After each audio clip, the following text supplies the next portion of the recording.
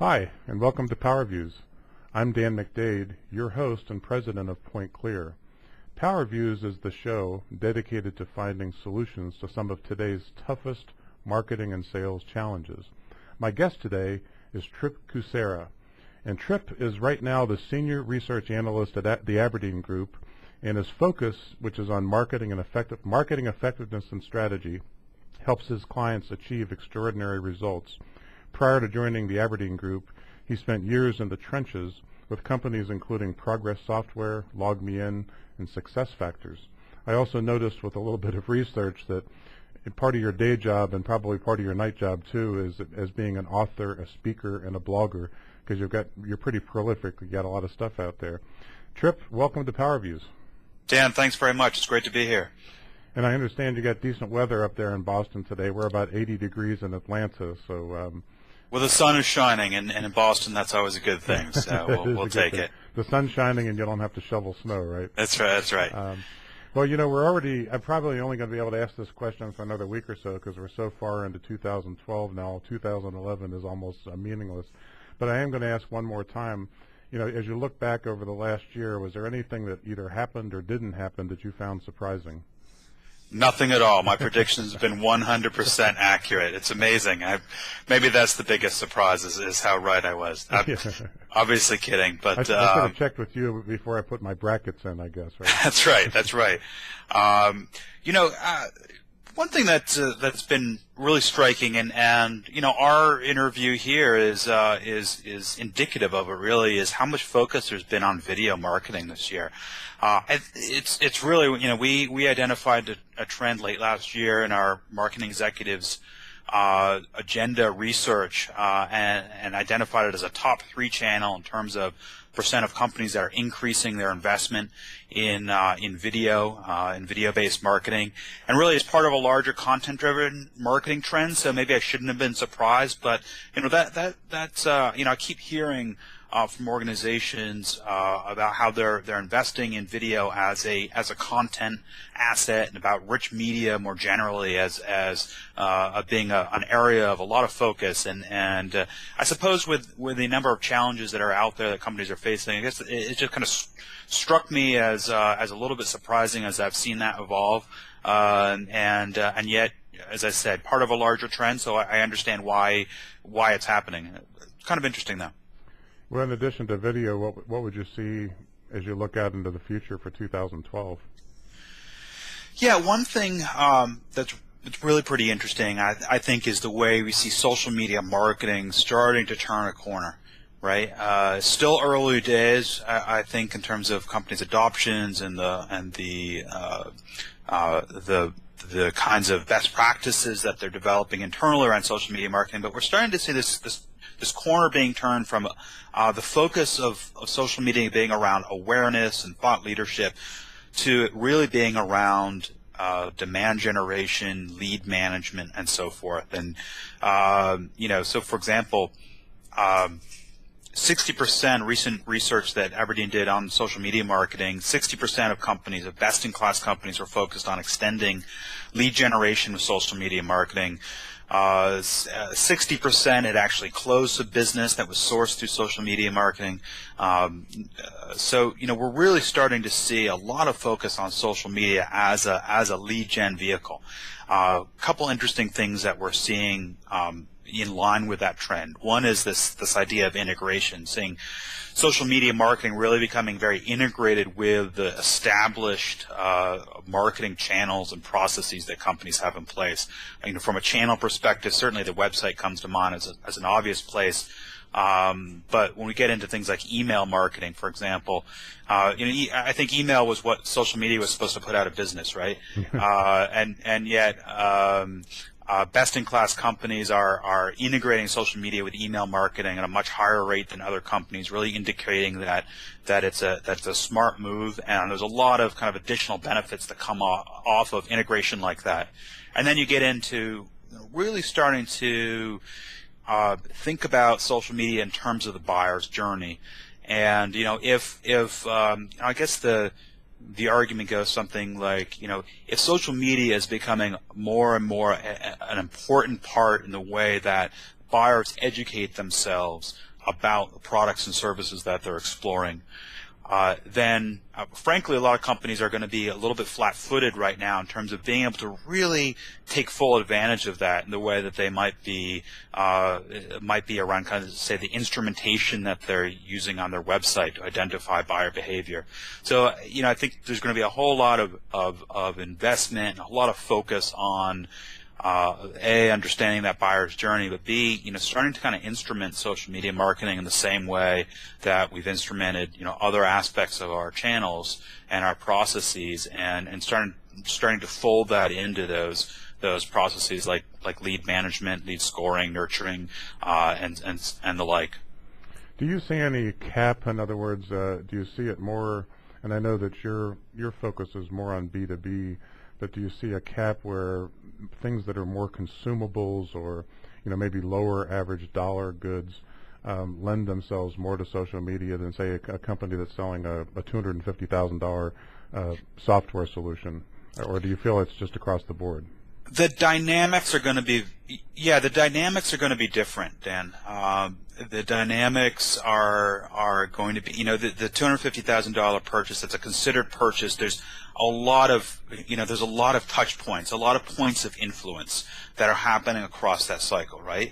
And so I believe social media is going to be one of those points of influence. It's going to be part of a broader mix, a broader matrix, I suppose, and the way integration is happening. But I think the way that companies are applied, and so the way that companies are applying it to the problem is going to be a little bit different.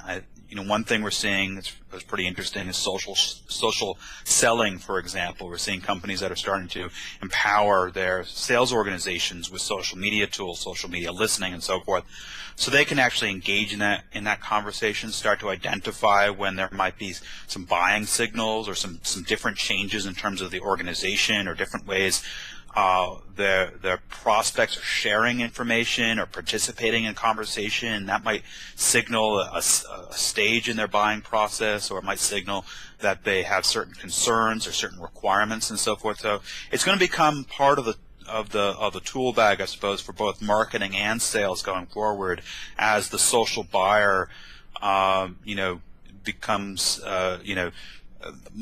much more educated using these tools. And so, yes, I think it impacts both. It impacts both B2B and B2C in different ways, but I think there's absolutely an impact there. How about just briefly on marketing automation and mobile marketing? Those are two other kind of things that you hear a lot about right now. Absolutely. Well, we see them as very strong trends. Clearly, the marketing automation or marketing process management, marketing process automation market has been, really frothy, very interesting over the last few years. We've seen a number of companies that, have either been acquired or have filed to go public, and some recently that have gone out on the market, and so, at some pretty decent valuation. So certainly some very interesting moves happening there. Mobile marketing, it's one of the top 3 channels that companies are identifying with and planning to invest more in. I think it's a horses for courses kind of proposition here. I think that they're going to be different value propositions to different organizations depending on what their marketing challenges are in terms of how they approach each of these. Let's start with mobile marketing for a minute. I think mobile, if we think about it from a B2B perspective, it's to me it's really a deliverability story there. It's really about, by deliverability, I'm kind of using that email term to as a more broad in a more broad application to say, organizations in a considered purchase, multiple touch points. Again, remember, let's say your prospect gets your email, they're boarding a flight for wherever, but they have a few minutes of downtime, while they get seated and so forth. That might be a perfect opportunity to start influencing them about something.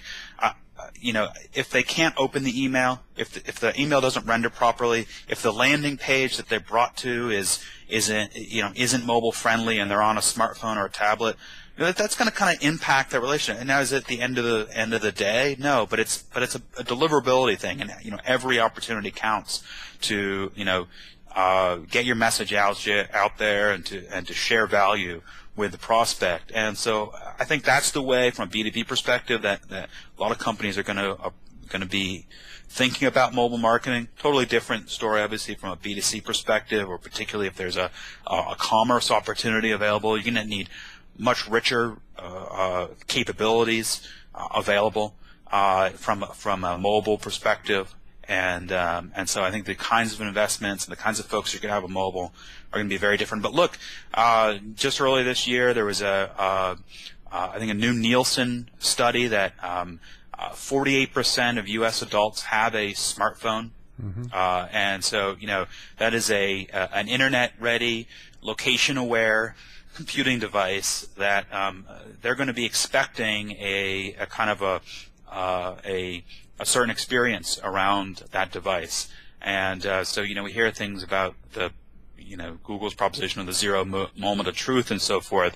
I think that's very real as consumers pull these devices out of their pockets, when they're out and about or whatever, expecting a great experience right where they're at. To be able to find a local business, or to be able to conduct a transaction, right on their device. So I think from a consumer or more B2B, B2C perspective, obviously the impact is massive. If they're like me, they're also expecting great deals, because when I drive around and I'm trying to decide where I'm going to have lunch on Saturday, I'll go into one of the coupon sites and say, we should try this because we've never been there and we can get 50% off. So right. I see a lot of that. Absolutely. And what's really interesting, I've been doing a little research lately on small business marketing trends, and we see fairly low adoption of things like paid search marketing, and a lot of the local search that, kind of like what you were talking about, is really driven off of the PPC model. And so it'll be really interesting to see how small businesses start to adapt and react to this. Is this just going to be a large company play in terms of the location aware kind of search driven marketing that you're talking about, or are small and mid-sized businesses going to be able to play in that market? But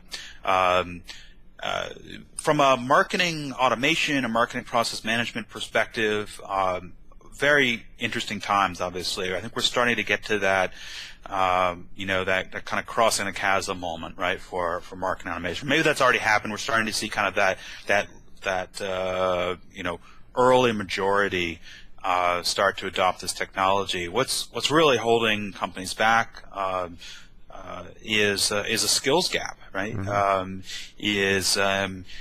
We've identified that, and I don't have the exact figures in front of me, but let's say 50% of organizations have some form of marketing automation technology, marketing process management technology in place, but only about 30% of firms are using more of the advanced capabilities like lead scoring and lead nurturing. So, this is the old thing about having, a gorgeous, Ferrari that's only kept in the garage, right? A powerful engine that you're just not bringing to full potential. You've got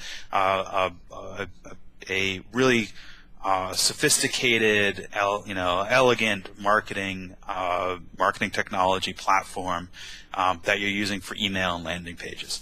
Those email and landing pages might be great. And granted, for a lot of companies, this is about a learning curve. This is about, all right, let's start there. We know where we want to go, but we don't want to swap out technology in 2 years' time once we've developed that skill set. So I think that's where we see things. I think we see companies on that learning curve starting to develop and grow the competencies internally to really drive these systems and to really start to get a lot of value. And as they do, I think what the really interesting thing, if you think about marketing automation, or I keep using marketing process management because I think it draws this parallel with previous process automations or process management cycles that we've seen in industry. And the big story there isn't so much about the process itself. While you get improvements and so forth in terms of automating that process, that's good and so far it goes. But the real value comes in all the data that you get by digitizing essentially what were previously manual processes, and so now you start to get a really rich set of data that CMOs can really start to leverage and use to just get a much better visibility and just get much better instrumentation of their marketing operations, and start to use that to optimize those processes. And that comment is a really good transition to talking a little bit about inbound versus outbound marketing.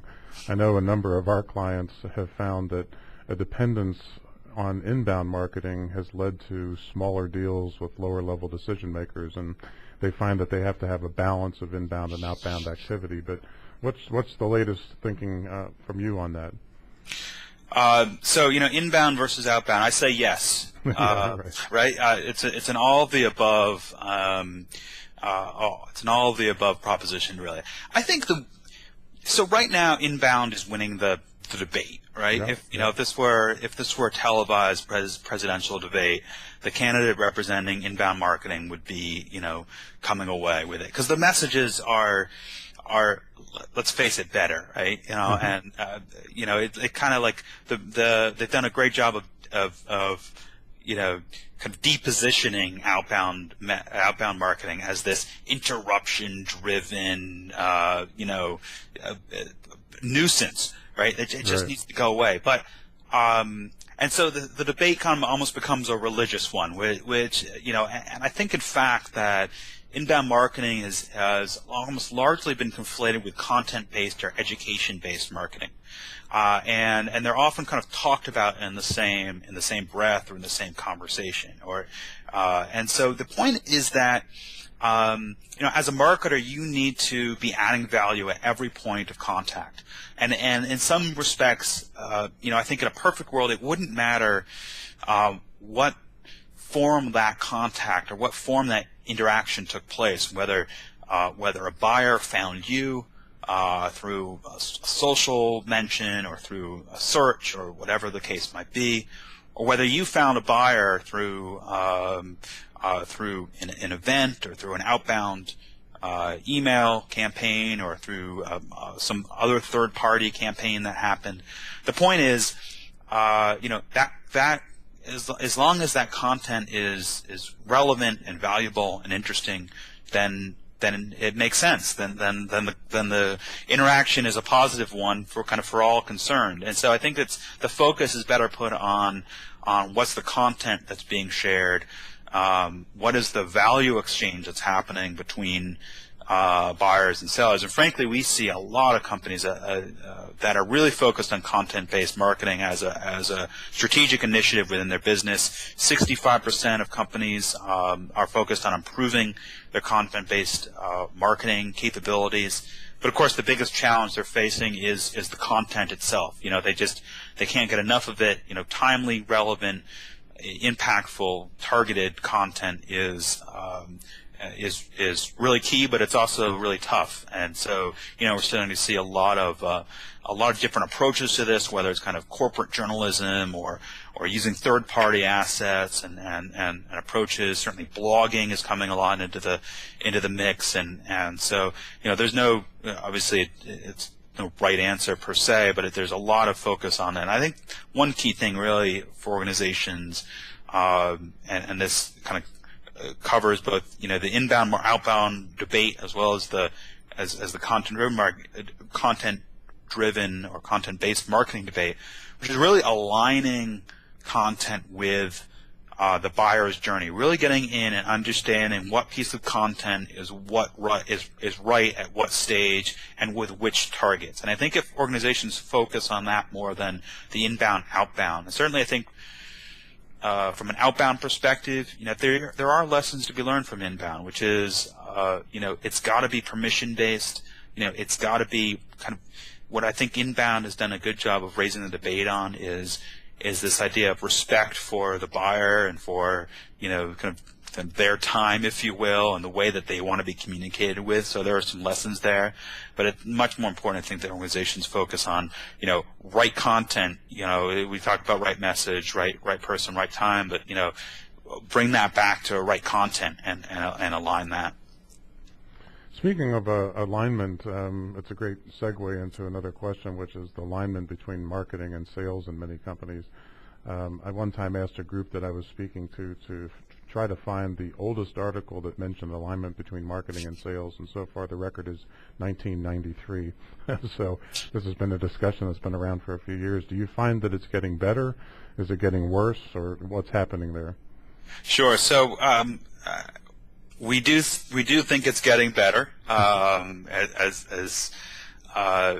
We do see that more. So first of all, it's identified. One way of looking at is something getting better is have folks identified the problem, right? Or have both sides, both sales and marketing, have identified it as a strategic action to take. Let's drive for more alignment. Kind of alignment of alignment of the first order, which is alignment around the problem.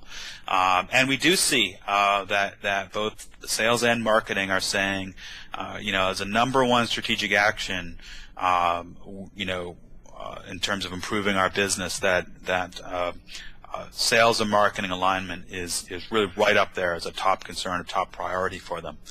And it's really so important when we think about kind of the new buyer's journey and what we call the hidden sales cycle at Aberdeen. And this is, kind of what I've alluded to already. There's these hidden influences, I suppose, of social media and whether blogs and forums and even just direct peer connection that happens at a kind of a hyper scale now through LinkedIn and Facebook and other and Twitter and so forth. So the ability to get really rich information about a problem set or a set of vendors, for example, in a buying situation is so great. We kind of have this asymmetrical relationship that's emerged between buyer and seller, where the buyers have, from a B2B perspective, I think it's different in B2C, but buyers have kind of more knowledge and more power in that exchange, in the information exchange in the early phases, particularly the very early phases. And so I think this puts new onus on sales and marketing to be more aligned, because buyers are coming in with a whole set of new biases, right? Sales always talks about shaping the buyer's vision as kind of their critical mission, and in many respects, they're coming in with their vision pre-shaped. I mean, they always do, right? Prospects always come in with their preconceived notions, and but I think that it's happening, at a much greater degree now than ever before. And if it's all working right, part of that vision has been shaped by the marketing team, through its inbound and outbound marketing touches throughout the nurturing cycle, right? Those are all going to shape the vision. So obviously very important in that context that alignment happen from a process perspective. What is a lead? When are they qualified?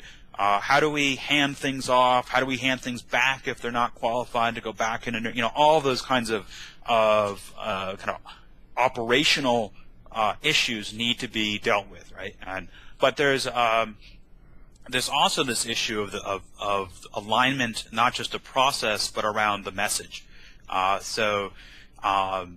Both understanding kind of what messages the buyer's coming in with, so the context of the social conversations that they may have, the context of the conversation with marketing, and then being able to kind of carry forward that conversation. The buyer doesn't care whether they're touching, marketing and sales, and those lines are blurring in many cases. Sometimes you have a BD professional that's sitting in marketing, but is often from the buyer's perspective really represents a sales touch, right? So those kinds of transition in terms of what's the buyer's context, what kind of biases are they coming in with, I think so much more important now than a few years ago. And so that's why that's why we see, I think, this kind of renewed focus, I suppose, on sales and marketing alignment, and I think we'll see that continue very strongly. A lot of times this time of the year, and as we approach April, we're now, exiting Q1, about to enter Q2. Many companies are on a calendar fiscal year, and panic starts to set in. We're not really where we thought we were going to be. We spent more time this quarter planning than we thought we would. All of these expectations are out there set by senior management. What's a bit of advice that you might give to the marketing side of the house right now as you enter into Q2, and what's a bit of advice you might give to the sales side of the house right now as they're entering Q2, and what can companies do differently or better that they haven't done so far this year? Well, I guess the first thing is it's too late, right? Right, if they're hitting the panic button, they're already. They should just start planning for 2013. Then they can get ahead of the game that way. And I think understand. I mean, this is a kind of a motherhood and apple pie here. Understanding the buyer is always kind of job one of both marketing and sales, right? But I think understanding how that journey is changing, how it's being changed, and understanding, how you're impacting, how you're playing a part, and this doesn't, this doesn't just stop at the kind of the front side of the funnel, if you will, right? This isn't just about, let's get them to a point of sale and then, they're handed off. I think marketing certainly needs to be thinking about that relationship much more end to end, because we talked about the transparency, I suppose, of social media from an influence perspective and that hidden sales cycle, and the influence that new buyers are appreciating and consuming.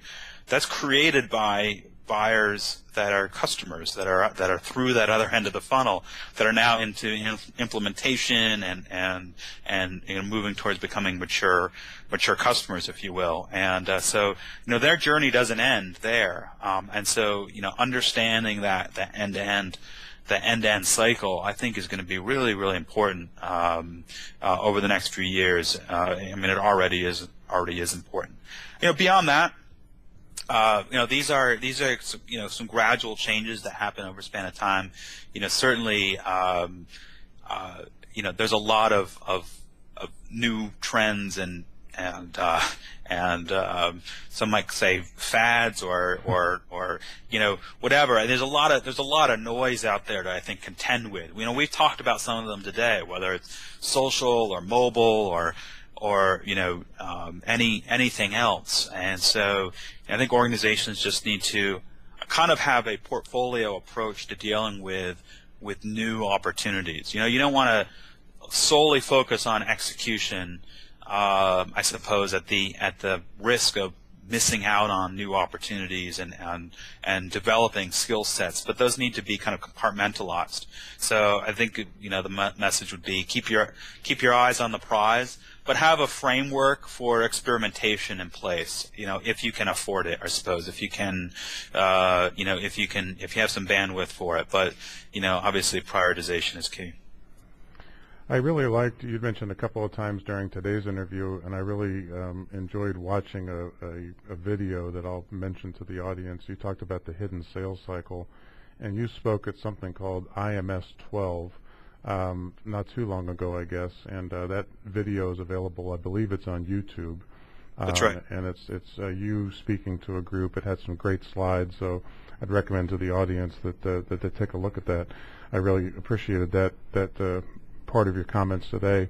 What have we missed, Tripp? Is there anything in particular that you feel like we've skipped by that we shouldn't? It was a fairly comprehensive conversation, I think, Dan.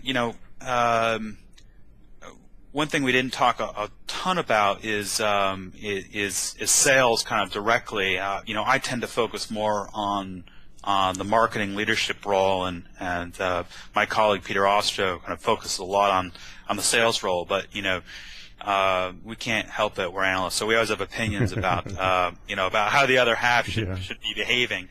I think one thing that's it's really interesting. And I know Peter's looking at some research around social sales, and some of that data is come through in some of the recent research I've done on social media marketing. But you know, I think there's this notion that marketing typically kind of serves sales, if you will. You talk about kind of sales-driven marketing, and I think that increasingly that's kind of transitioning to being about revenue-driven marketing, where both sales and marketing are kind of focused on the same thing. One isn't kind of working at the kind of service of the other, so to speak. And I think that for a long time, particularly in B2B companies, marketing is really kind of delivering. The objective was to deliver leads to sales and hand them over, and maybe have some processes to ensure that handover was right and they were well qualified and all that. And I think more and more, well, first of all, marketing is judging itself and being judged by top line revenue growth. And so, I as a CMO, I don't want to be one that hands over leads and entrusts some other organization as much trust as I may have in them to deliver on goals that I'm ultimately responsible for. So I think both sales and marketing need kind of a mind shift change, where they're both really focused on driving revenue and working together towards that end. As I talked a minute ago about that end-to-end buyer's journey, right, and the other end of it impacting kind of new business from that cycle that we see.